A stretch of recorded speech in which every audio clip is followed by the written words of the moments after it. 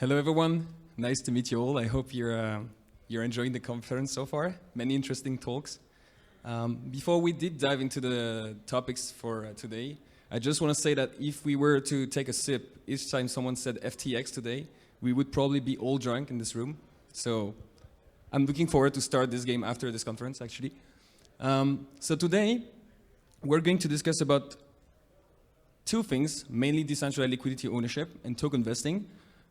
So just to break down on why we're talking about this today, I think that as an introduction, it is worth reminding that security is at the center of the picture, and especially more after 2022, because of all the conditions of the markets, the different hacks that we experienced, all of us in this room. So just as a background, we're a Unicrypt network, so we're a services company, B2B services company. All the tech that we provide to our customers are essentially smart contract-based services focusing around trustless liquidity ownership and decentralized token vesting. So there is no such thing as a custody in what we provide to our customers. And I think for maybe breaking it down to why do we do this and why we started with this company and these stuff and this stack of services, I think we can first try to answer together this question. That is, where can liquidity be found for a specific digital asset? So we have mainly two places. So the centralized exchanges. So all of us know, for example, Kraken, Binance, Coinbase. This is where you can find liquidity for digital assets, thanks to market makers and different market participants. And then you also have the second part, which are the decentralized exchanges. So mainly what's happening on chain.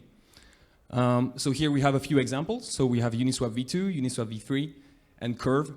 Curve being maybe not the one we're going to focus on today, because our use case and the pool that we're going to use as an example for an automated market maker is a Uniswap v2 base.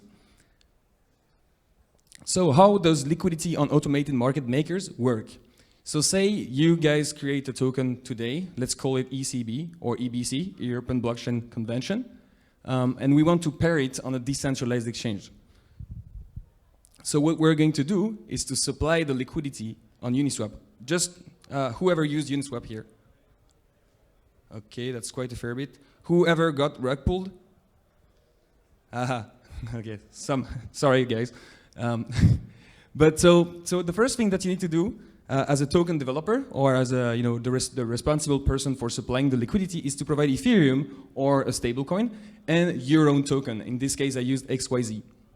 And once you put and you supply, these two assets in a liquidity pool at a rate of 50-50, which is how Uniswap works, then the liquidity is represented by a LP position, which is in the Uniswap v2 case fungible, right? There is a supply, and in the case of Uniswap v3, non-fungible, because the liquidity is NFT based on Uniswap v3, right?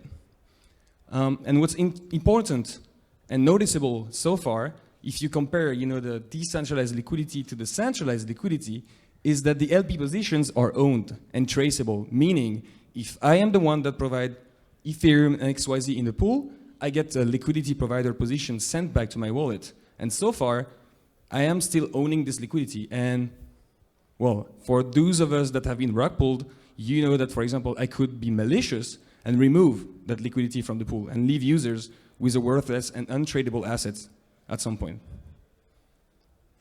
So this is our take as a company, and as actually just as an investor as well, or as simple DeFi users, we believe that decentralized liquidity should not be owned the same way as centralized liquidity. Otherwise, does it really make sense, right? If you want to go the DeFi way, you should go the DeFi way, but not by 50%, right? You should try to achieve what we would call, in this case, the trustless liquidity, right? So that's why we came up with this idea, what we call the liquidity locking. So the liquidity locking is essentially a protocol that will remove the ability as a liquidity provider, which in 99% of the cases is also going to be the project owner, to unexpectedly withdraw the liquidity from the pool. And it's not anymore about someone having a white paper and saying, hey guys, I come with this ID, this is my token. It could be any one of us, right? I have this idea, so please believe in my ecosystem or my promise of future value creation proposition. So I can say, hey, I have a white paper, and my token is going to remain liquid and tradable for 2 years. And this is because it's mentioned in my white paper. That's one thing. Now, our take is that you should prove it on-chain, because we believe, as a company and as an ecosystem, that we're still just humans, right?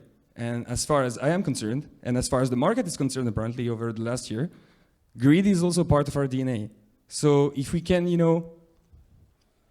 remove this ability from people's hands whenever it's necessary, or just, to have everyone in the community being assured that this is never going to happen, thanks to these kind of services, why not just do it, right? So what is concretely happening when you lock liquidity? So remember, you're the token developer, you provided liquidity on Uniswap, you're still owning what is called the LP position, right?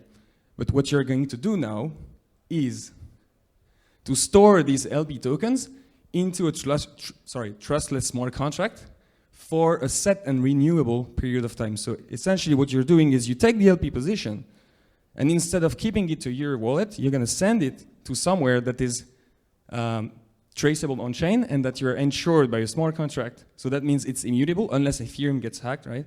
And you know that it's not going to move. So your token is essentially going to remain tradable for a predetermined period of time of your choice, or of the choice of your community. That's when it can also becomes interesting, because you can poll your community about it, right, beforehand. So if I just summarize with a scheme, we have the Ethereum XYZ pool. You take this LP position and you store it away. And you store it away with, of course, flexible features, because you can always split a lock, because at some point, if you list on a centralized exchange, or if there is XYZ good reasons that you need some of the liquidity you have, for example, if you go cross-chain, you could also split an existing lock, you can relock for a longer time, this kind of stuff. And then I think one of the main important points here is the data integration. Because say you do that with either our or any other, because we're not the only provider as a company, right? But if you do that, then you might as well want to make sure that your community and future markets participants are aware. So that's when the data integration comes in. We're going to comment a bit more on this aspect later, but the idea is to let people know that, hey, we use security services because we're taking this seriously, right?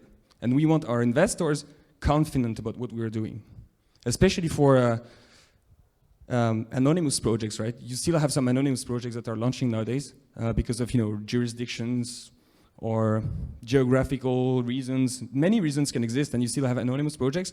This is a must for anonymous projects, in my opinion. And then you also have something else that is quite tied to liquidity locking that is called token vesting. So token vesting, if we read by its definition, says that it's the process of locking and then distributing tokens entering in circulation. So if you take the example of ApeCoin, I think everyone knows ApeCoin, right? They said, or actually Messari.io, which is an analytics tool suite, said that at launch, roughly 20% of the supply was unlocked, etc., etc. But this information, for example, just came from a white paper. We do not know anything about it.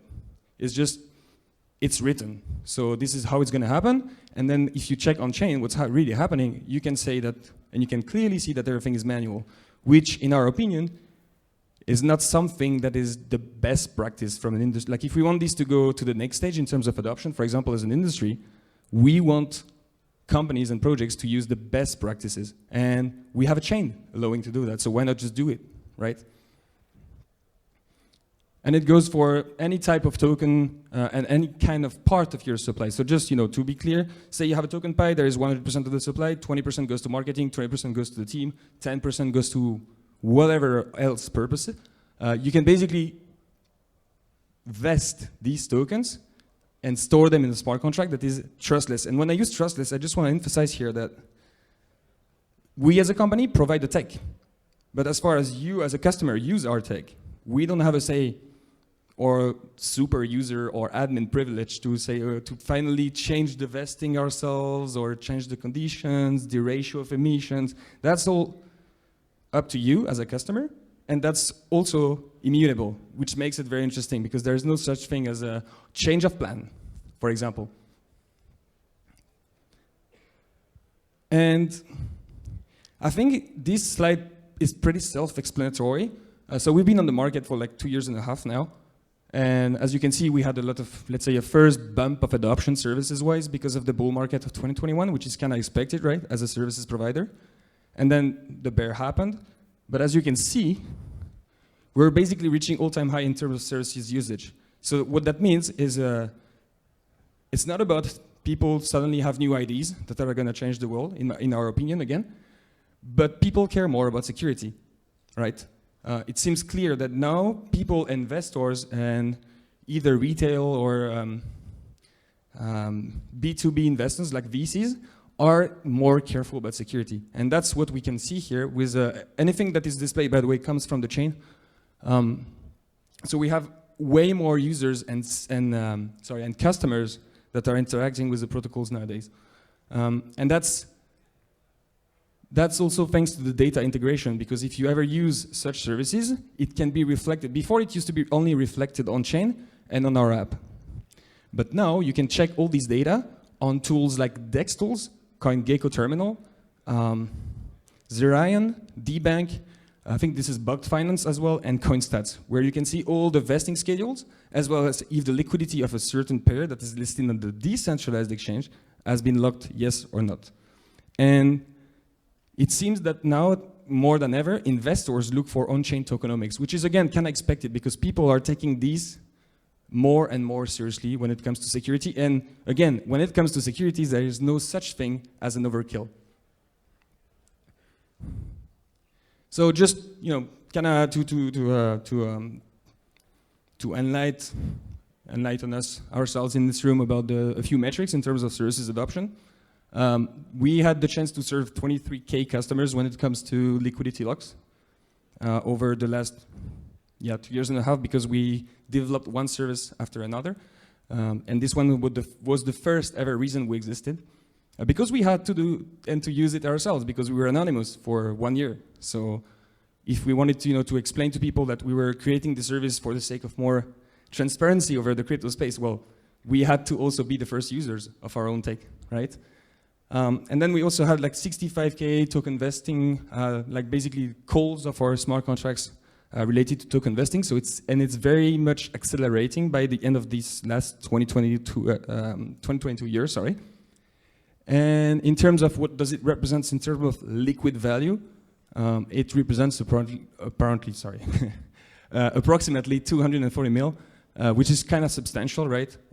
Because we're like, let's say, rather a very small actor when it comes to adoption and when it comes to awareness about these services. However, you can see, thanks to these metrics, that people care about security, and that's not small metric when you think about the fact that we don't communicate about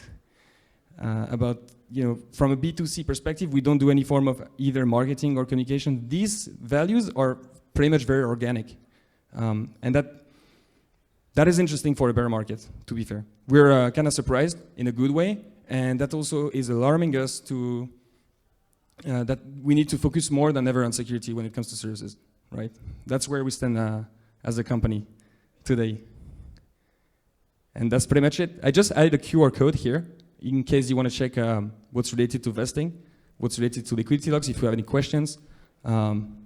Because to be fair, I could continue talking for hours because this is like a true passion here. I'm sorry. Maybe I talk a bit fast as well. But yeah, thank you very much, and I guess enjoy the conference. Thank you. Thank you very much, Antoine.